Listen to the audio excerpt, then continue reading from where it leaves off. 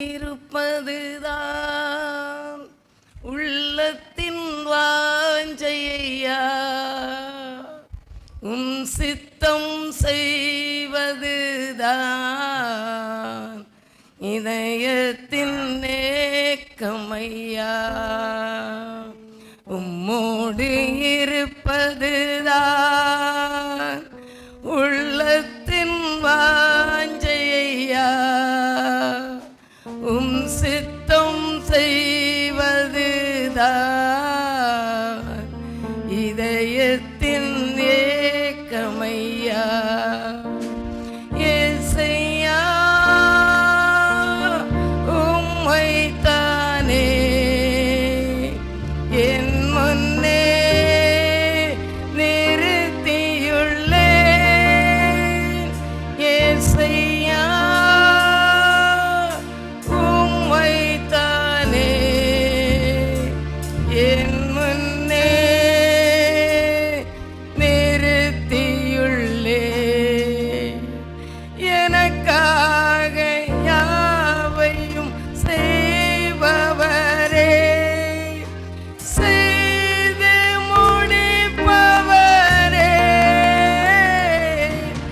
எனக்காக யாவையும் செய்பவரே, செய்து முடிப்பவரே. என் பாரங்கள்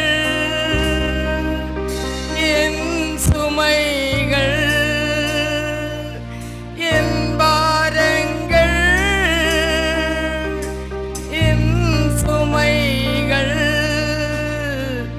உம்பாதத்தில் இறக்கி வைத்தேன். உம்பாதத்தில் இறக்கி வைத்தேன். ஏசையா உம்மைத்தானே என் முன்னே நிறுத்தியுள்ளேன். ஏசையா உம்மைத்தானே என் முன்னே நிறுத்தியுள்ளேன். பரலோகத்தின் தகப்பனே, இந்த நல்ல மகிழ்ச்சியான மத்தியான வேளைக்காக ஸ்தோத்திரப்பா. இம்மட்டும் இந்த காலை நேரம் முதல் எங்கள் மத்தியில் நீர் உலாவிக் கொண்டிருக்கிறீரப்பா. எங்களோடு பேசினீங்க, எங்களோடு இடைப்பட்டீங்க, எங்களை பலப்படுத்தினீங்க, உற்சாகத்தினால் நிரப்பினீங்க, எங்களுடைய பலவீனங்களை மாற்றினீங்க, எங்களுடைய சரீரத்தில் இந்த கட்டுகளை உடைத்தறிந்தீங்கப்பா. நீங்க இந்த இடத்துல இன்னும் இருக்கிறீங்கப்பா. நீர் ஆளுகை செய்கிறீரப்பா. இந்த இடம் முழுவதும் உம்முடைய பிரசன்னத்தினால் நிரம்பி இருக்கிற கிருபைகளுக்காக ஸ்தோத்திரம். ஹல்லேலூயா. உம்முடைய வார்த்தைகள் மூலம் எங்களோடு இடைப்பட்டு பேசும். இயேசுவின் மூலம் ஜெபங்களும் பிதாவே, ஆமென்.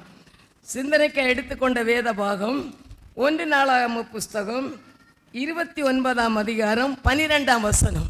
1 நாளாகமும் 29:12. ஐஸ்வர்யமும் கனமும் உம்மாலே வருகிறது, தேவரீர் எல்லாவற்றையும் ஆளுகிறவர். உம்முடைய கரத்திலே சத்துவமும் வல்லமையும் உண்டு, எவரையும் மேன்மைப்படுத்தவும்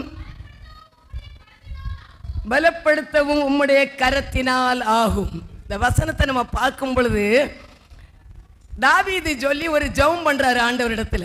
பாருங்களேன் என்ன சொல்றாரு. இதுல என்ன சொல்றேன்னா, ஐஸ்வர்யமும் கனமும் உம்மாலே வருகிறது. ஒரு மனுஷனுக்கு ஐஸ்வர்யம், அவனுக்கு வேண்டிய கனம் எல்லாம் யாரும் அவனுக்கு கொடுக்கறது இல்லை, அவனுடைய முயற்சியில வருகிறது இல்லை. அது யாரால வருகிறது? நமக்கு வருகிற ஐஸ்வர்யம் எல்லாம் யாரால வருகிறது? உங்களுக்கு வருகிற படிப்பு, ஞானம், அந்தஸ்து, பதவி, உயர்வு எல்லாம் யாரால வருகிறது? சொல்லுங்க. கர்த்தரால வருகிறது. தாவீது ராஜா சொல்றாரு, அவர் பெரிய ராஜா. ஐஸ்வர்யமும் கனமும் கர்த்தரால தான் ஒரு மனுஷனுக்கு கிடைக்கிறது. ஒருத்தன் ஐஸ்வர்யம் ஆகிறான்னா அவனுக்கு யாரு கொடுக்கறது? அத கர்த்தர் கொடுக்கிறாரு. கர்த்தருடைய பிள்ளைகளை ஆசீர்வதித்து உயர்த்துகிறார். அதான் சொல்றாரு, தேவரீர் எல்லாவற்றையும் ஆளுகிறவர். எல்லாத்தையும் ஆளுகிறவர் யாரு? கர்த்தர். உம்முடைய கரத்திலே சத்துவமும் வல்லமையும் உண்டு. ஆண்டோடைய கரத்தில் என்னெல்லாம் இருக்கு? சத்துவம். உங்களுக்கு தேவையான சத்துவம், உங்களுக்கு தேவையான வல்லமை அவருடைய கரத்தில் இருக்கிறது. என்ன சொல்லிட்டு சொல்றாரு? எவரையும் மேன்மைப்படுத்தவும் பலப்படுத்தவும் உம்முடைய கரத்தினால் ஆகும். அவங்க யாரா இருந்தாலும் அவங்கள மேன்மைப்படுத்தவும் பலப்படுத்துவதும் யாரால முடியும்? ஆண்டவருடைய கரத்தினால ஆகும். உங்க கரத்தினாலேயோ எந்த ஒரு மனுஷனுடைய கரத்தினாலேயோ உங்க முயற்சினாலோ நீங்க என்ன செய்ய முடியாது, மேன்மை அடையவே முடியாது. நம்ம எப்பவும் நம்ம ஒன்றும் இல்லை, நம்ம யாரு? மண்ணு, குப்பை. ஆண்டோடைய சமூகத்தில் நம்மளை ஒன்றும் இல்லாமல் அவரிடத்துல தாழ்த்தி ஒப்பு கொடுக்கும் பொழுது அவர் நம்மளை மேன்மைப்படுத்துவார். நீங்களா உங்களை மேன்மைப்படுத்தினா ரொம்ப நாள் அதை என்ன செய்ய முடியாது, நிற்கவே முடியாது. ஆண்டவர் யார் இருக்கலாம்? ஒன்றும் இல்லாத படிக்காதவன, ஒன்றுமே இல்லாத ஒரு ஏழை, எந்த விதமான ஒரு பர்சனாலிட்டி இல்லாதவன, எதுக்கும் தகுதி இல்லாதவன, எப்படி அடிமையா கிடக்கிறவனா இருக்கலாம். யாருமே விரும்பாதவனை எடுத்து மேன்மைப்படுத்த யாரால முடியும்? ஆண்டவரால முடியும். இன்னைக்கு நம்ம அந்த இடத்துல இருக்கிற அருமையான கர்த்தருடைய பிள்ளைகளே, எனக்கு யாரும் இல்லை, எனக்கு உதவி செய்ய யாரும் இல்லை. சொன்னார்ல பாஸ்டர், 38 வருஷமா என்ன அங்கே கொண்டுவிட யாரும் இல்லைன்னு சொல்லிட்டு இருந்தானே, அவனை கூட விடுதலை கொடுக்க குளத்தில் கொண்டு இறக்க யாரால முடியும்? இயேசுவால முடியும். இயேசு வந்த பிறகு அது முடிந்தது. நீங்கள் இன்னைக்கு கூட எனக்கு உதவி செய்ய, என் பிள்ளைகளுக்கு சப்போர்ட் பண்ண, என்னுடைய இந்த கஷ்டத்தில் எனக்கு ஹெல்ப் பண்ண யாருமே இல்லைன்னு சொல்லாதுங்க. உங்களோட மேன்மைப்படுத்த, உங்கள் கஷ்டத்தை மாற்ற யாரால முடியும்? தேவனால முடியும். ஆண்டவர் இல்லாதவைகளை இருக்கிறவைகளை போல மாற்றுகிற தேவன். பெரியவங்களை உள்ளவைகளை அவமாக்க இல்லாதவர்களை தேவன் தெரிந்து கொண்டிருக்கிறார். பைத்தியங்களை ஞானவான்களை வெட்கப்படுத்த தெரிந்திருக்கிறாராம். பலமுள்ளவங்களை வெட்கப்படுத்த யாரை தெரிந்திருக்கிறாரு? பலவீனமாறு. பாருங்கள், ஆண்டவருக்கு நீங்க எப்படி இருக்கிறேன்னே பெருசு இல்லை, ஆனால் ஆண்டவருடைய பார்வையில் நீங்க எப்படி இருக்கிறீங்க? நீங்க யாரா இருக்கலாம், படித்தவங்களா இருக்கலாம், அழகில்லாமல் இருக்கலாம், குள்ளமா இருக்கலாம், குண்டா இருக்கலாம், எப்படி இருந்தாலும் தேவன் பார்வையில் நீங்க கண்ணு பட்டாலே போதும், அவ்வளோதான். அதுக்கு தான் ஒரு சம்பவம் இருக்கு பாருங்களேன். 2 ராஜாக்களின் புஸ்தகம் 5ஆம் அதிகாரத்தை எடுங்களாம். 1ஆம் வசனம் படிக்கிற. சீரிய ராஜாவின் படைத்தலைவனாகிய நாகமான் என்பவன் தன் ஆண்டவனிடத்தில் பெரிய மனுஷனும் எண்ணிக்கை உள்ளவனுமாய் இருந்தான். அவனை கொண்டு கர்த்தர் சீரியாவுக்கு ரட்சிப்பை கட்டளையிட்டார். யாரை கொண்டு? மகாபராக்கிரமசாலியாகிய அவனோ குஷ்டரோகியா இருந்தான். யோசித்து பாருங்களா, குஷ்டரோகி எங்கே இருக்கணும்? ஊருக்கு ஒதுக்கப்புறம் தான் இருக்கணும். அவங்க எங்கே இருக்கக்கூடாது? மக்களோட இருக்கக்கூடாது. அவங்களுக்கு வீடு வேற, சாப்பாடு வேற, பாத்திரம் வேற, அவங்களுக்கு இருக்கிற தங்குற கிட்ட எல்லாம் ஒதுக்கப்புறம். ஆனால் தேவனுடைய திட்டம் என்ன இருக்கு? சீரிய தேசத்துக்கு ஒரு ரட்சிப்பை கொடுக்க யாரை ஆண்டவர் செலக்ட் பண்றாரு? சொல்லுங்க. குஷ்டரோகிய. புரியுதா? நம்ம பார்வைக்கு அவன் அப்படி இருக்கிறான், அவன் குஷ்டரோகி, ஒதுக்கப்பட்டவன், அவன் நோயாளி, அவங்ககிட்ட நம்ம சேரக்கூடாது, அவங்கள்ட்ட பேசக்கூடாது, அவங்க அந்த மாதிரி குடும்பம், அந்த கேரக்டர், இந்த கேரக்டர் நம்ம ஒதுக்கலாம். ஆனா தேவன் பார்வையில் அந்த குஷ்டரோகி ஒரு பெரிய ஆளா இருக்கிறான். மனுஷன் பார்க்கிற பிரகாரம் தேவன் ஒருவனையும் பார்க்கிற தேவன் அல்ல. அவருடைய கண்ணு வித்தியாசம். உங்க கண்ணு வெளியே மேலே பார்க்க அப்படியே பகட்டா பார்த்துட்டு அப்படியே விஷ் பண்ணிட்டு போயிருவீங்க. ஆனா தேவனுடைய கண்ணு மனுஷன மாதிரி இல்லை. அவருடைய கண் வித்தியாசம். யார் ஆண்டவருக்கு இருதயத்துக்கு ஏற்றவங்களோ, யார் அவருக்கு பிரியமோ, யாருடைய கண்கள் அவருடைய மேல நோக்கமா இருக்கோ அவங்களை எடுத்து, அவர் யாரா இருக்கலாம், படிக்காதவனா இருக்கலாம், ஒண்ணு இல்லாத குப்பையா இருக்கலாம், எந்த ஒரு ஞானம் இல்லாதவனா உயர்த்தி மேன்மைப்படுத்த யாரால முடியும்? இவ்வளவு பெரிய சீரிய தேசத்தை ரட்சிக்க ஆண்டவர் யாரை எடுத்தாரு? சொல்லுங்க. குஷ்டரோகிய. இன்னைக்கு யாரு? நம்ம நீங்க இன்னைக்கு கூட இந்த இடத்துல நீங்க யாராவது எனக்கு என்ன நடக்கும், என்னை கொண்டு எதுக்கு, என்னால் என்ன செய்ய முடியும், நான் ஒன்றுமே இல்லை, எதுக்கு நான் யூஸ் இல்லை, என்னால் இந்த காரியம் செய்யவே முடியாது, எனக்கு ஒரு வெள்ளைப்புடவை வாங்க கூட முடியாது, திடீர்னு எனக்கு ஒரு வெள்ளை சட்டு கூட வாங்க எனக்கு வருமானம் இல்லைன்னு நினச்சிக்கலாம், எனக்கு முடியாதுன்னு நினச்சிக்கலாம். ஆனால் ஆண்டவர் சொல்கிறாரு, எல்லாம் ஆண்டவர் உங்களுக்கு நினைச்சாருன்னு அதை கொடுக்க வல்லமை உள்ள தெய்வம். இதான் என்ன சொல்கிறாரு, தன் ஆண்டவனிடத்தில் பெரிய மனுஷனும் எண்ணிக்கை உள்ளவனுமா இருந்தான். அவனை கொண்டு கர்த்தர் சீரியாவுக்கு ரட்சிப்பை கட்டளையிட்டார். யாருன்னு சொல்ல முடியாது. அதற்காக தேவன் அவனுக்கு குஷ்டரோகம் கொடுத்த நோக்கமே என்ன சொல்லுங்களாம்? சீரிய தேசத்தை உங்களுக்கு ஏதாவது ஒரு குறை இருக்குன்னு இல்லைங்க.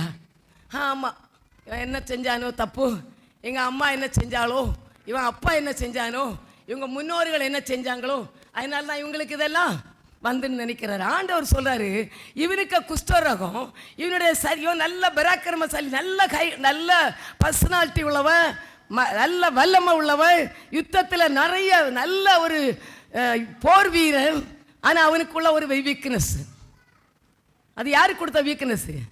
கர்த்தர். அதான் சொல்றாருல, உங்களுக்கு சில சமயத்தில் சில வீக்னஸ் இருக்கலாம், உங்களிடத்துல சில காரியங்கள் உங்களுக்கு நடக்காமலே இருக்கலாம். அந்த காரியத்தை கொண்டு தேவன் உங்களை பெரிய ஆளா மேன்மைப்படுத்த தேவனால கூடும். நீங்க அருமையான கர்த்தருடைய பிள்ளைகளே, நீங்க என்ன செய்யக்கூடாது? சோர்ந்து போகவே கூடாது. என் வாழ்க்கையில் இந்த காரியம் நிறைய இல்லை, என் வாழ்க்கையில் இந்த காரியம் எனக்கு நடக்கல, இந்த காரியம் எனக்கு குறைவா இருக்கிறது, இந்த காரிய குறைவினால யாரு முன்னாலே தலை நிமிர்ந்து நிற்க முடியல ஆண்டவரேன்னு சொல்லி சோர்ந்து போகாதுங்க. கர்த்தர் நாகமான் ஒழித்து கொண்டார். நாகமான் வெளியே தெரியாதபடி, அவனுடைய குஷ்டரோகத்தை வெளியே தெரியாதபடி உடம்பெல்லாம் கவர் பண்ணி அப்படியாக இருந்தான். ஆனால் தேவன் அவனுடைய குஷ்டரோகத்தை பார்த்தார், அவனுடைய தாழ்வு மனப்பான்மையை பார்த்தார், அவனுடைய கஷ்டத்தை தேவன் பார்த்தார். அருமையான கர்த்தருடைய பிள்ளை, நீங்கள் இன்றைக்கும் சில காரியங்களிலே கூனி குறுகி வெளியே சொல்ல முடியாத வேதனைகளோடு பாரத்தோடு இந்த இடத்துல இருக்கிறீங்களா? உங்களை காண்கிற தெய்வம் நம்ம மத்தியிலே உலாவிக் கொண்டிருக்கிறார். அவர் உங்களை காண்கிறார். மனுஷர்கள் உங்களை பார்க்க மாட்டாங்க. உங்களுடைய எண்ணம், நீங்க என்ன சூழ்நிலையில் இருக்கிறீங்கன்னு யாருக்கு நிச்சயம் தெரியவே தெரியாது. பாருங்களா, அவனை விடுதலையாக்க இந்த சீரிய தேசத்திலிருந்து ஒரு கூட்டம் போகுது. எங்க போகுதுன்னு சொன்னா, எங்க போறாங்க? இஸ்ரேல் தேசத்துக்கு ஒரு பெரிய மிலிட்ரி யுத்தத்துக்கு போறாங்க. ரொம்ப மிலிட்ரி அப்படியே போயிட்டு என்ன சொல்றாங்க? 2ஆம் வசனத்தில், சீரியாவிலிருந்து தண்டுகள் புறப்பட்டு இஸ்ரவேல் தேசத்திலிருந்து ஒரு சிறு பெண்ணை சிறை பிடித்து கொண்டு வந்திருந்தார்கள். என்ன சொல்லிட்டு வந்தாங்களாம்? எதை பிடிச்சிட்டு வந்தாங்களா? ஒரு சின்ன பொண்ணு. பெரிய மிலிட்ரி போய் யோசித்து பாருங்களேன், யாரை பிடிச்சிட்டு வந்தாங்க? ராத்திரி முழுவதும் வலை போடுறாரு, ஒரு குட்டி மீன் கூட பேதருக்கு கிடைக்கல. அப்படியே டல்லா இருக்கிறாங்க. இந்த மக்கள் கூட அவ்வளோ பிரயாசப்பட்டு இவ்வளோ மிலிட்ரி, இவ்வளோ ஆட்கள் போய் அவங்களுக்கு கையில் கிடச்சது என்னது? ஒரு குட்டி பொண்ணு. சில காரியங்களில் உங்களுக்கு ரொம்ப பிரயாசப்படுங்க, ஒன்றுமே இருக்காது. அதை குறித்து நம்ம என்ன சொல்ல சோர்ந்து போகவே, அந்த குட்டி பொண்ணை தான் ஆண்டவர் பெரிய ஒரு கதாநாயகியாக வச்சிருக்கிறாரு. புரியுதா? இவ்வளோ தான். என்ன இருக்குது? பிஸ்னஸ் பண்ணுவீங்க, தொழில் பண்ணுவீங்க, ஏதாவது பண்ணுவீங்க, கொஞ்சம் தான் கிடைக்கும். அதில் என்ன செய்யக்கூடாது? சோர்ந்து போகக்கூடாது. வேலைக்கு போகிறீங்களா? கொஞ்சம் வருமானமா? சோர்ந்து என்ன செய்யாதுங்க, போகாதுங்க.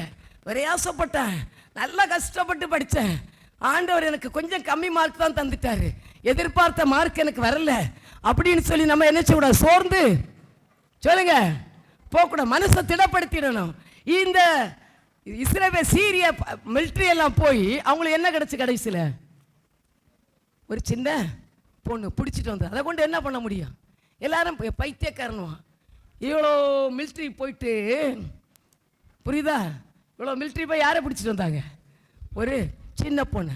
அந்த சின்ன பொண்ணை கொண்டு தான் தேவன் பெரிய திட்டத்தை நிறைவேற்றுக்கிறார். நீங்கள் அவருடைய பார்வையில் தேவனால பிடிக்கப்பட்ட ஒரு சின்ன பொண்ணாக இருக்கலாம், ஒரு சின்ன பையனா இருக்கலாம், ஒண்ணுக்கு உதவாத எல்லாராலும் ஒதுக்கப்பட்ட ஒரு அடிமையா இருக்கலாம்.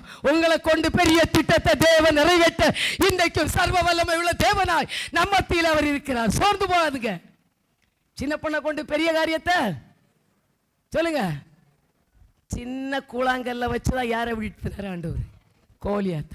ஒன்றும் இல்லை, படிப்பே இல்லை, எனக்கு ஒன்றுமே தெரியாது, அறிவே இல்லை, எனக்கு சுவிசேஷம் சொல்ல தகுதியே இல்லை, எனக்கு ஆண்டவரை பற்றி பேச எனக்கு அந்த அளவுக்கு படிப்பு அறிவே இல்லை, பைபிள் நாலேஜே இல்லை, நான் எந்த பைபிள் காலேஜுக்கும் போகவே இல்லை. ஏசு எந்த பைபிள் காலேஜில் போய் படித்தார்? அவர் நம்மளோட இருந்தால் போதும், எல்லாம் செய்ய வல்லமை உள்ள தெய்வம். நம்ம ஊழியத்துக்கு, நம்ம ஊர்வலத்துக்கு போகும்போது எதையாவது ஒரு மீனை பிடிக்கணும். எங்கே போகிறோம்? கலக்க போகிறோம். எதை கலக்க போகிறோம்? உலகத்தை கலக்கிறவர்கள் எங்கேயும் வந்துட்டாங்க. வந்துட்டாங்க அப்படி நம்மளை குறித்து, நம்முடைய ஊழியத்தை குறித்து, நம்முடைய பவனியை பார்த்து அநேகர் மனம் திரும்பணும், அநேகர் நம்மளோட வந்து ஒட்டிக்கொள்ளணும். நம்ம அதுக்கு தான் அந்த தெருவில் நம்ம என்ன செய்ய போகிறோம், ஊழியத்தை செய்ய போகிறோம், சபையாக போகிறோம். எல்லாம் ஜெபத்தோட வாங்க. ஆண்டவர் நம்மளை எடுத்து என்ன செய்ய போகிறாரு, அந்த குட்டி பொண்ணை வச்சு ஆண்டவர் என்ன செய்தார், இந்த பொண்ணு எங்கே போய் யாருக்கு வேலைக்காரியாக போகிறா, இந்த நாகம்மானுடைய வீட்டில் அவன் ஒய்ஃபுக்கு வேலைக்காரியாக தான் போகிறான். புரியுதா? நம்ம ஆண்டவர் அவருடைய திட்டத்தை எல்லாம் பெரிய ஆட்களை எல்லாம் வச்சு செய்ய மாட்டார். பணக்காரனை உயர்த்தி பெரிய பணக்காரனை வசதி இருக்கிறவனை எல்லாம் எடுத்து உயர்த்துறது, அழகு பார்க்கறது அவருக்கு பெரிய இது இல்லை. புரியுதா? ஆண்டவருக்கு 2 காசு போட்ட விதவை தான் அவர் கண்ணில் தெரிகிறாரு. நிறைய போட்டாங்க, நிறைய கட்டுனாங்க, 10,000 20,000த்துக்குள்ள ட்ரெஸ், வேலைக்குள்ள கோட்டு சூட்டு சாரி எல்லாம் போட்டாங்க. ஆனால் ஆண்டவருடைய பார்வையில் ஒரு 200 ரூபாய்க்கு புடவை கட்டினவங்கள ஆண்டவர் அப்படி பிடிச்சிட்டு வந்துட்டாரு. புரியுதா? ஆண்டவர் வித்தியாசம். இந்த பொண்ணு எங்க வந்து மாட்டுறார், நாகமாருடைய ஒய்ஃபுக்கு.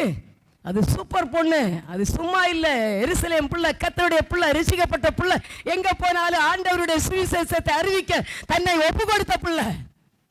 சாதாரண பிள்ளை இல்லை, அது கண்ணும் கருத்துமான பிள்ளை. இந்த நாகமானுடைய மூமெண்ட்ஸ் எல்லாம் அது வீட்டுக்குள்ள வேலை செய்யாமலே கவனிச்சுட்டு இருக்கு. புரியுதா? அதுக்கு வேற அந்த உலகத்தின் பொருட்கள் மேல போகல. புரியுதா? யார் மேல போகல, அந்த வீட்டில் என்ன இருக்குது, அவங்க வீட்டில் பொருள் இருக்குதா, அவங்க வீட்டில் என்ன சாப்பிட்றாங்க, அவங்க வீட்டில் பணம் இருக்கா, எப்படி ட்ரெஸ் பண்ணுறாங்க, எப்படி அவங்க எல்லாம் இது பண்ணுறாங்கன்னு அந்த வேலைக்கார பொண்ணுக்கு போகல. அவளுடைய நோக்கம் எல்லாம் என்ன, ஆண்டவர் இங்கே இந்த வீட்டை கொண்டு வந்தாருன்னா ஏதோ ஒரு நோக்கம் இருக்கிறது. நீ அடிமையாக இருக்கலாம், கஷ்டமாக இருக்கலாம், கடனாளியாக இருக்கலாம், 4 பேர் உன்னை ஏளனமா பேசி அநேகருக்கு அடிமையாக இருக்கலாம். ஆனாலும் அதிலிருந்து கர்த்தர் உன்னை உயர்த்த வல்லமை உள்ள தெய்வம். சோர்ந்து போகக்கூடாது. நம்ம இதே அப்படி நம்மளை மனசை பாசிட்டிவாக கொண்டு வரணும். நீங்கள் அப்படியே மன அழுத்தத்தில் உட்காந்துட்டீங்கன்னு வைக்கலாம், எனக்கு என்ன இருக்குது, சொந்த வீடாக இருக்குது, அவ்வளோ வருமானமாக இருக்குது அப்படின்னுலாம் நம்மளை நினைச்சக்கூடாது, தாழ்த்தவே கூடாது. ஆண்டவர் சொல்ல, எவரையும் மேன்மைப்படுத்தவும் எவரையும் பலப்படுத்தவும் என் கரத்தினால ஆகும். நான் அவருடைய கரத்தினால பலப்படுத்தப்பட்ட மகள், நான் அவருடைய கரத்தினால மேன்மைப்படுத்தப்பட்ட மகன். நீங்கள் அப்படி சொல்லணும். ஆண்டவருடைய கரம் உங்களை தூக்கணும். எந்த மனுஷனும் உங்களை தூக்கி விட்டு ஒரு பிரயோஜனமே இல்லை. கர்த்தர் ஒருத்தனை தூக்குனாருன்னா அவருடைய கை என்னது, வான எனக்கு சிங்காசனம், பூமி எனக்கு. உங்கள் அப்பா அம்மா தூக்குனா இப்படி தூக்கி காட்டுவாங்க, கீழே விட்டுருவாங்க. நாங்கெல்லாம் சின்ன வயசில் கேட்டுக்கிறேன், கேரளா சைடில் மியூசியத்துக்கு போனாங்களாம், கதை மாதிரி சொல்லுவாங்க, கீழே போட்டுட்டா சிங்கக்கபியில் குழந்தைய போட்டுட்டான்னு சொன்னாங்க. விளையாட்டு போன சொன்னாங்க, டக்குன்னு குழந்தை கை தவறி என்ன செஞ்சு கீழே விழுந்துட்டு.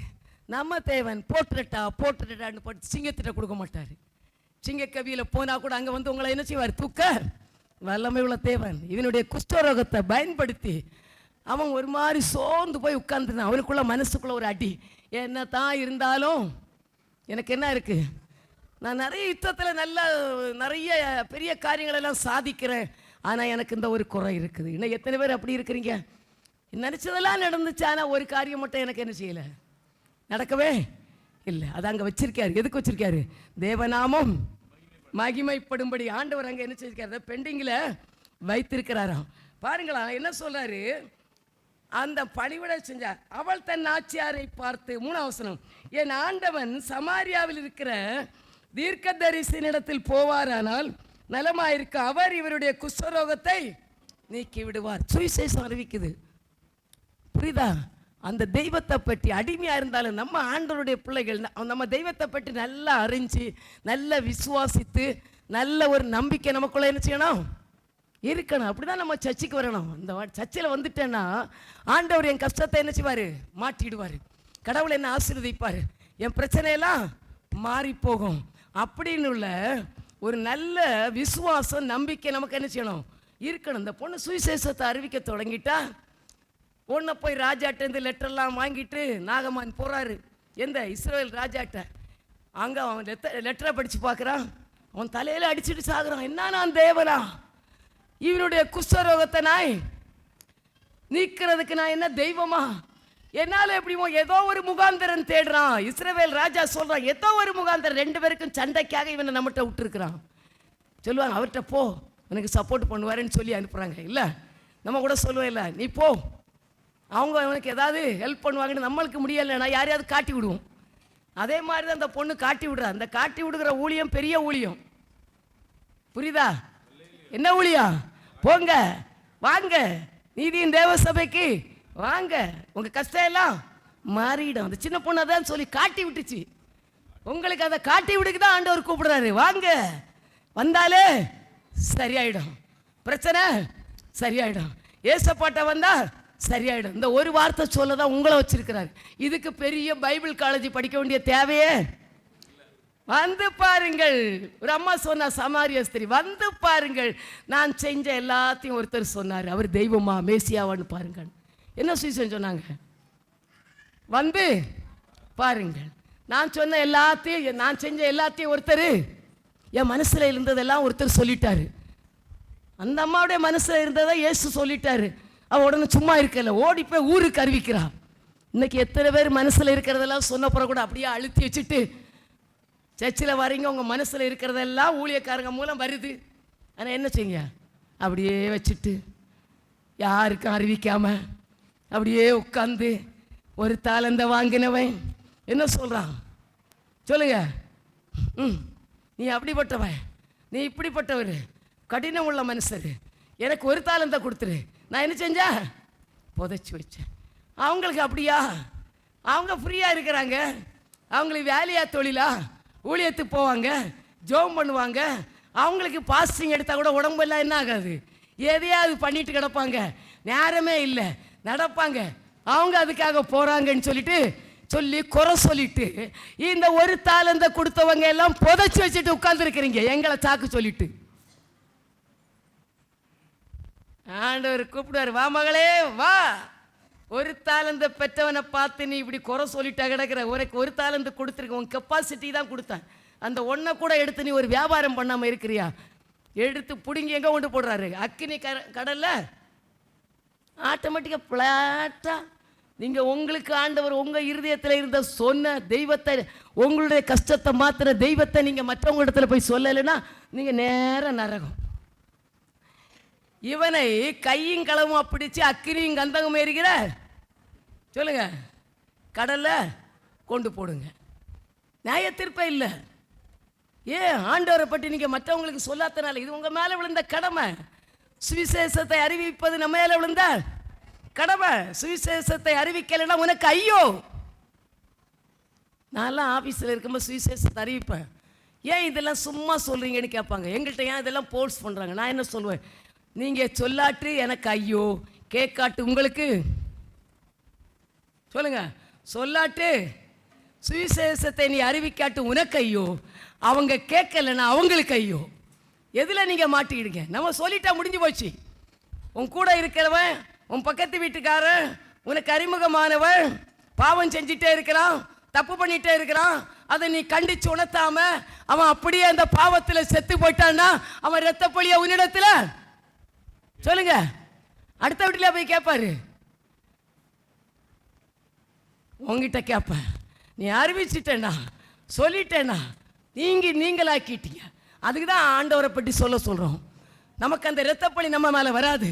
அந்த மக்களுடைய பாவம் நம்ம பரலோகத்தில் போகும்பொழுது நம்ம ஏதாவது ஒரு விதத்தில் இந்த ஏரியா மக்களுடைய இரத்தப்பழி நம்ம சபையின் மேலே வரக்கூடாது, நம்ம ஊழியக்காரர் மேலே வரக்கூடாது, நம்ம சபை விசுவாசிகள் மேலே வரக்கூடாது. அதற்காக தான் இந்த தெருவெல்லாம் போய் நம்ம சுவிசேஷத்தை அறிவிக்கிறோம்.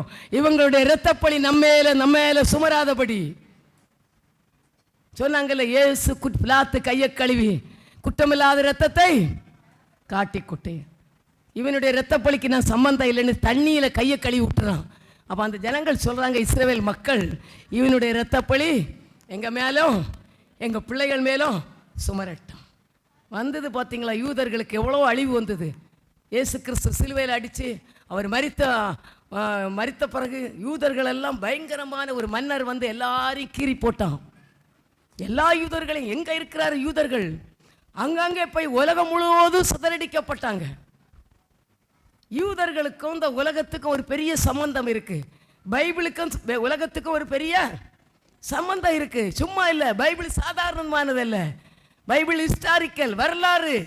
இது புராண கதை அல்ல, வரலாறு, சத்தியம். சத்தியத்தை அறிவீர்கள், சத்தியம் உங்களை விடுதலையாக்கு, வேற ஒன்று உங்களை விடுதலையாக்கு. இந்த நாகமான சுவிசேஷத்தை கேட்டோன்னா இவங்க நினைச்சாரு, அந்த ராஜா சொல்றான், எலிசா தீர்க்க தரிசனத்தை கேட்குறான், என்ன ராஜா ரொம்ப கஷ்டப்படுறாருன்னு சொல்றான். இங்கே இப்படி சீரியா தேசத்திலேருந்து ஒருத்தர் வந்திருக்கிறாரு. உடனே யார்கிட்ட கூட்டிகிட்டு போகிறாங்க? எலிசா தீர்க்க தரிசிட்டு. அவர் சொல்றார், கூலா போ, யோர்தானில் போய் 7 தடவை முங்கு. சரியா? என் ஃப்ரெண்டெல்லாம் சொல்லுவாங்க, சில அந்த பெந்தை கோஸ்டே சர்ச்செல்லாம் இருக்குல்ல, அவங்க எங்கேயாவது போயிட்டா என் பிள்ளை மார்க்கு கம்மியாக எடுத்துட்டான்னு சொல்லுவாங்க. பிள்ளை மார்க்கு கம்மியாக எடுத்துட்டாங்கன்னா பாச சொல்லுவாரான், உன் பையனுக்கு கிருபை இல்லை, போய் 1000 சோத்திர பலி சொல்லு. அவங்கெல்லாம் தலையில் கை வச்சு என்ன செய்ய மாட்டாங்களாம், வா கண்ணை குத்துறேன், நான் தான் கண்ணை குத்தி பிசாசை துரத்துறேன், மண்டையில் கை வைக்கிறேன், வயத்தில் கை வைக்கிறேன். நிறைய பேர் எல்லாம் செய்ய மாட்டாங்க. என்ன பண்ணுவாங்க, போ கிருபை இல்லையா, போய் சோத்திரம் பண்ண சொல்லு, கொஞ்ச நேரம் உட்காந்து ஆண்டவரத்தில் சோத்திரம் பண்ண சொல்லு, பையன் கரெக்டாவான், படிப்பு வந்துடும், எல்லாம் கிளியர் ஆகும். உங்களுக்கு அதுதான். சும்மா போய் நம்ம ஆண்டவர் இந்த எலிசா தீர்க்க தரிசி அப்படிதான் சொல்ல, போ யோர்தானில் போய் எத்தனை தடவை கழுவு. என் நாட்டில் ஒரு நதி இருக்குது, அங்கே தான் எங்கள் அப்பா ஞானஸ்தானம் எடுத்தார். அது பரிசுத்தமுள்ள நதி, யோர்தான் நதி. நாங்கள் அந்த நதியை கடந்து போகு தேவன் அதை 2ஆ பிளந்தார். அங்கே போய் முங்கப்பா, உன்னுடைய காரியம் எல்லாம் சொல்லுங்க சரியாயிடும். நீங்கள் என்ன செய்யணும், வாங்க, பிரச்சனையில் வருவாங்க, வாங்க எங்கள் சர்ச்சில் ஒரு இருக்கு, வர்ஷிப்பில் வந்து கலந்து கொள்ளுங்க, எங்கள் ஆராதனையில் ஒரு நாள் வாங்க, உங்கள் வியாதி சொல்லுங்க மாறும். எலிசா தான் சுவிசேஷம் சொல்றாரு. அவர் நிறைய சொன்னார். அப்படியே போட்டு எண்ணெய் பூசி அவனை தடவி, குஷ்டரோகியை தடவி. அன்னை தெரசா வேலையெல்லாம் யாரும் செய்யலை சொல்லுங்க. அன்னை தெரசா வேலை எலிசா சொன்னாரா? அவர் கூலா போ, நீ பெரிய படத்தளபதியாக உன் நாட்டில் இருக்கலாம், என் ஆண்டவருக்கு முன்னால் நீ ஒன்றுமே இல்லை. ஆண்டவருக்கு முன்னால் நம்ம ஏமாத்திரம், நான் ஏமாத்திரம், மனுஷனை நீ எண்ணுவதற்கு ஒன்றுமே இல்லை, போய் கழுவுன்னு. இவனுக்கு உடனே கோவம் வந்துச்சு. யாருக்கு கோவம் வந்துச்சு? நாகமானி கோவம். ஏன் நாட்டில் இல்லை நதியாவோட இந்த எருசலேமில் உள்ள யோர்தான் அவ்வளோ என்ன பெருசான்னு சொல்லி கோவிச்சுட்டு திரும்புகிறாரு. அப்போ அந்த ஒரு வேலைக்காரன் என்ன செய்ய ரெக்கமெண்ட் பண்ணுறான், ஐயா பெரிய வேலையாக செய்ய சொன்னார், போங்க போய் முழுகுங்கன்னு. அவன் எத்தனை தடவை முழுகிருப்பான்? அப்படி ஒரு தடவை முழுகுனான், ஒரு மாற்றமே இல்லை. செகண்ட் ட்ரிப் போய் முழுகுறான், ஒரு மாற்றமே இல்லை. 3ஆம் ட்ரிப்பு போகிறான், ஒரு மாற்றமே இல்லை. 4ஆம் டெஸ்ட் எழுதுகிறான், 4ஆம் டெஸ்ட்லேயும் செலெக்ஷன் ஆகலை. 5 தடவை எழுதுகிறான், 5ஆம் டெஸ்ட்டு, அதுலேயும் செலெக்ஷன் ஆகலை. நீங்கள் பேப்பரில் பார்த்தீங்கன்னா ஒரு புள்ள நீட்டுக்காக 4 வருஷம் படிச்சுட்டான். அவங்க அப்பா புலம்புறாரு, 4 வருஷம் படித்து இந்த வருஷம் நீட்டே எழுதலை, 3 வருஷம் எழுதி அவளுக்கு ஃபெயில் ஆகிட்டா, ஆனால் டாக்டர் ஆகணும். அதுக்கு மைண்ட் அதுலேருந்து வெளியே வரவே இல்லை, மன அழுத்தத்திலே உட்காந்துருக்குது. இந்த வருஷம் எக்ஸாம் வரக்குள்ளே என்ன பண்ணிட்டா, சூசைட் பண்ணிட்டான். அவங்க அப்பா சொல்கிறாரு, என் தகுதிக்கு மேலே என் பிள்ளைய படிக்க வச்சேன், இவன் இந்த மாதிரி பண்ணிட்டாளே, என்ன ஆயிடுச்சு, கனவு நனவாச்சு. இன்னைக்கு அப்படி இல்லை. ஆண்டவருடைய சமூகத்தில் நம்ம ஜெபம் பண்ணும்பொழுது எது இருந்தாலும் தேவனால என்ன எந்த படிப்பு படித்தாலும் நான் மேலே வர என்ன தேவனால கூடும். வெறும் டாக்டர் தான் இருக்குதா? எத்தனை ஐஏஎஸ் ஐபிஎஸ் ஒன்றும் இல்லை. இந்த ஆட்டோக்காரங்களுடைய பிள்ளைங்கள் என்ன ஆகுறாங்க, தெரு வழக்கில் படித்து ஐஏஎஸ் ஐபிஎஸ் ஆகிறாங்க. எவ்வளோ படிப்பு இருக்குது உலகத்தில், எவ்வளோ படிப்பு, ஒன்று தான் பெருசா. நிறைய பிள்ளைகள் அப்படியே மனசில் டிப்ரெஷன், ஏன் ஆசை ஆசை ஆசை. உங்கள் ஆசை இல்லை, தேவன் திட்டம், தேவனுடைய நோக்கம், தேவனுடைய சித்தம் நிறைவேற உங்களை ஒப்பு கொடுங்க. ஆண்டவர் அள்ளி கொடுத்து உங்களை மேன்மைப்படுத்த அவர் நினைச்சாருன்னா அதை யாரும் தடுக்கவே முடியாது. 2 நாளாகம 20:6 எடுத்து படிங்க. 2 நாளாகம 20:6.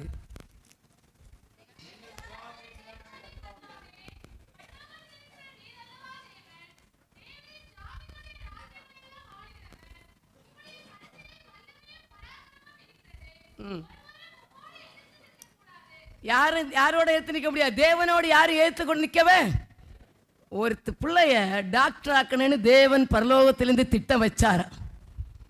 ஒரு பிள்ளைய ஐஏஎஸ் ஆக்கணும்னு நம்முடைய சபையிலேருந்து ஒரு ஐஏஎஸ் வேணும்னு தேவன் திட்டம் வச்சா அதுக்கு யாராவது எதிர்த்து நிற்க முடியுமா? சொல்லுங்க. அது மாதிரி தான் நீங்கள் நினச்சிக்கிடணும். பிள்ளைகளும் அப்படி தான், பேரண்ட்ஸும் அப்படி தான். என் பிள்ளைக்கு டாக்டர் ஆக்கணும்னு தேவன் திட்டன்னு அவர் கட்டாயம் எந்த சூழ்நிலையிலும் என் பிள்ளை என்ன ஆக்கிடுவார். அதுக்கு யாரும் எதிர்த்து நிற்கவே முடியாது.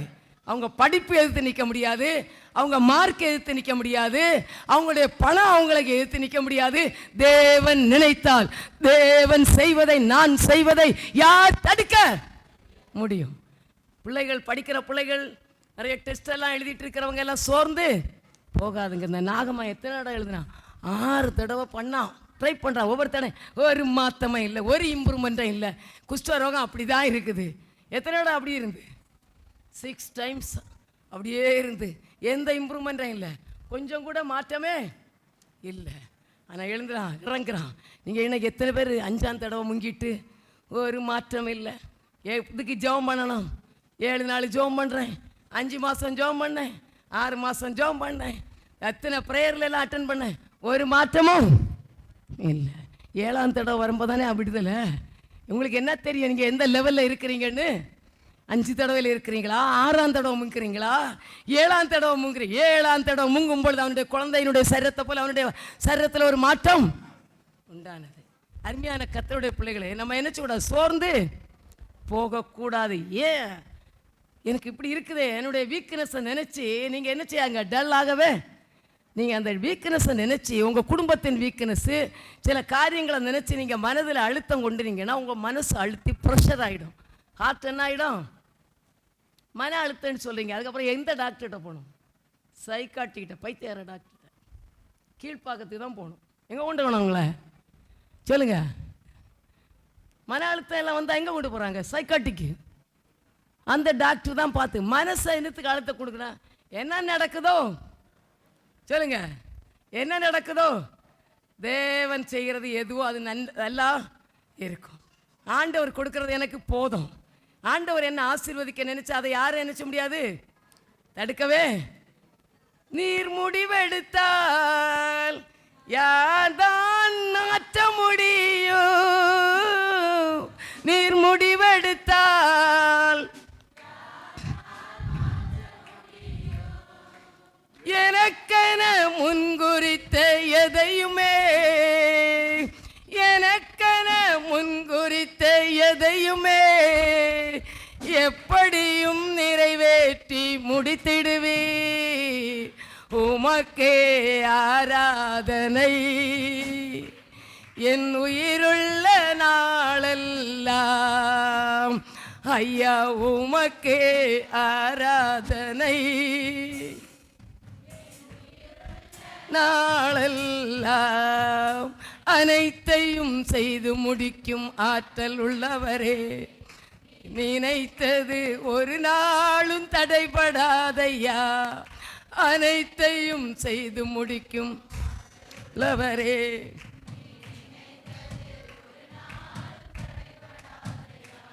இந்த மாதிரி மென்டாலிட்டியில் ஆண்டவர் எனக்கு தரதை யாரும் தடுக்க, மனசை கிளியர் பண்ணிடுங்க.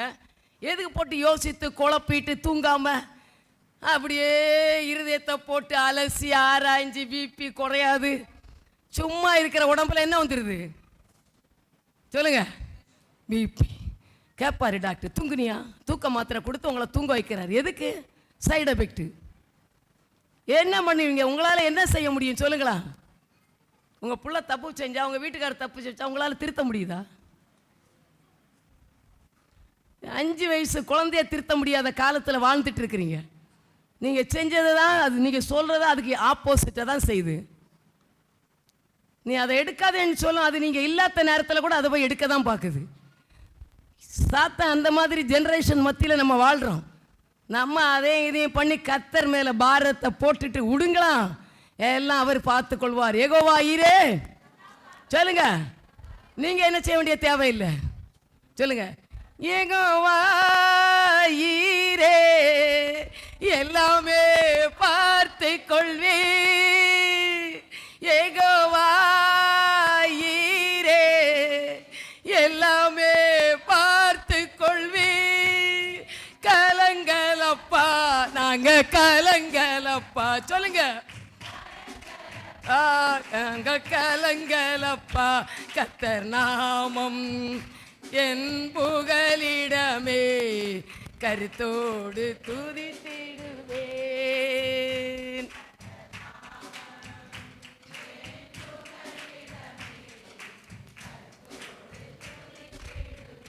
நீங்க இப்படியெல்லாம் மனசை கரெக்ட் பண்ணினாதான் நீங்க என்ன இருப்பீங்க? சமாதானமா வாழ்வீங்க. எப்படி வாழ்வீங்க? ஃப்ரீ. என்ன வந்தாலும் நம்புவேன், யார் கைட்டாலும் பின் செல்லுவேன். எப்போ சொல்ல முடியும்? அப்படி சொல்ல தகுதியாக இருக்கிறீங்களா? நான் ஒரு திட்டுனாலே ஏதாவது மூஞ்சில் அடித்த மாதிரி ஒன்று பேசினாலே சச்ச விட்டு ஓடலான்னு யோசிப்பீங்க.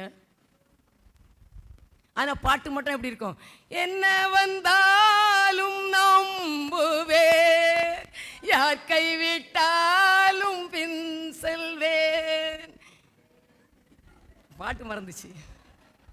இப்படி சின்ன ஒரு திட்டுனாலே எதாவது ஒன்று சொல்லி நான் நேர போகிற சமயத்தில் உங்களை யூஸ் பண்ணாமல் பார்க்காத மாதிரி நான் எதையோ யோசித்துட்டு மண்டை குழப்பத்தில் ஏதோ போயிட்டே இருப்பேன்.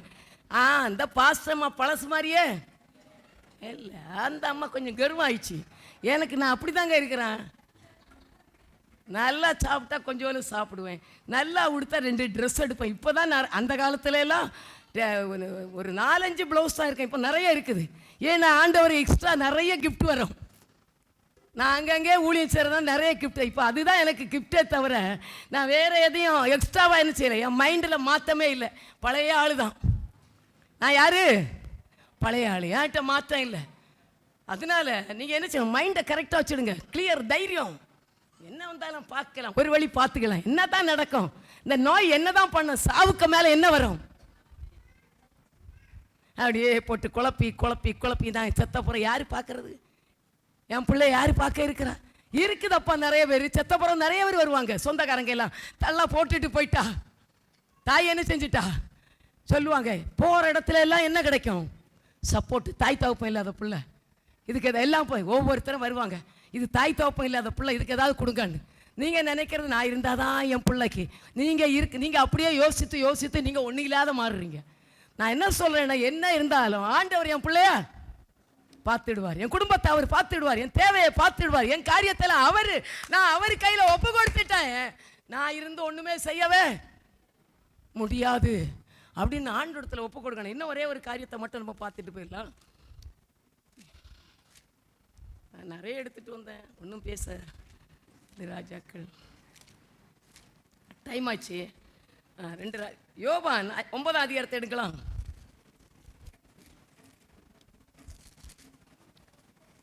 9ஆம் அதிகாரம் 1-2 வசனம்.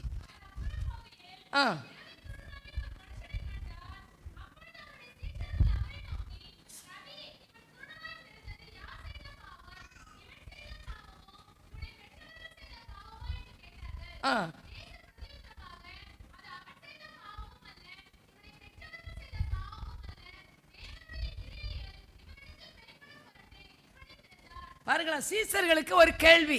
ஒரு குருடனை பார்க்குறாங்க. இயேசு ஊழியத்தில் போகிற சமயத்தில் பிறவி குருடன். உடனே இயேசு இடத்துல ஒரு பெரிய கேள்வி கேட்குறாங்க. இப்படி பாருங்களா, இவங்க பெரிய இவங்கெல்லாம் நல்ல பர்சனாலிட்டி. இவங்க அப்பா அம்மா பாவம் செய்யாத மாதிரி, எங்கள் அப்பா அம்மா தப்பு செய்யாத மாதிரி எப்படி இருக்குது சீசர்களுக்கெல்லாம். ஏன்னா இயேசு கூட இருந்துட்டுனா பெரிய ஆளுங்களோட ஒரு கர்வம். புரியுதா? இன்னைக்கு பெரிய பெரிய ஆட்களோட ஒருத்தர் உட்காந்துட்டாங்கன்னா அவங்க என்ன செய்வாங்க? ஒரு கதை சொல்லியிருக்கேன், கேட்டிருக்கீங்களா? எங்கள் அம்மா எல்லாம் சொல்லி கொடுத்த கதை. ஒரு அம்மா, ஒரு ராஜா அவரை போர் வீரர்கள் எல்லாம் விரட்டிட்டு வராங்களாம். அவர் என்ன செஞ்சாராம்? ஓடி ஓடி ஒழிக்கிறாரு. வந்தோடனே வயலில் களை பறிச்சுட்டு, அந்த வயலில் களை எடுத்துட்டு நிறைய லேடிஸ் இருக்கிறாங்களாம். இவர் அவங்க பின்னாலேருந்து போர் சேவர் அவரை விரட்டி பிடிக்க வராங்க.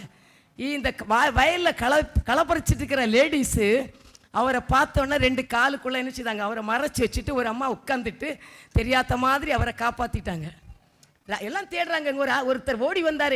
இல்லைப்பா இங்கே யாரும் வரல, அந்த சைடாக பாருங்கன்னு சொல்லிட்டு அவங்க எல்லாம் தனியாக அவங்கள டைவர்ட் பண்ணிவிட்டு இந்த வயலில் வேலை செய்கிற அந்த லேடிஸ் அவரை பாதுகாத்தாங்க.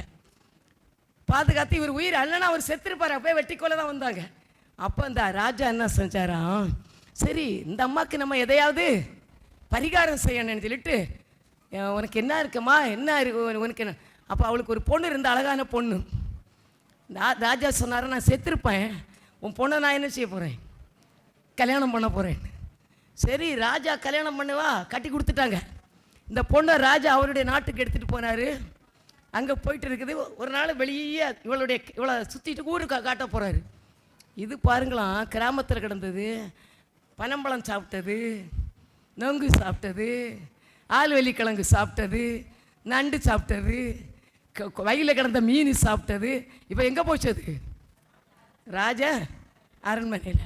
அப்படியே ராஜா போயிட்டுருக்கப்பா ஒரு பனைமரத்தை பார்க்குதான். இது ஒன்று ராஜாட்ட கேட்குதான், ராஜாவே ராஜாவே, அந்த பனைமரத்தில் அந்த பழம் தெரியுதுல்ல, அது கட்டி யாராவது கட்டி தொங்குதா கட்டாத தொங்குதான்னு.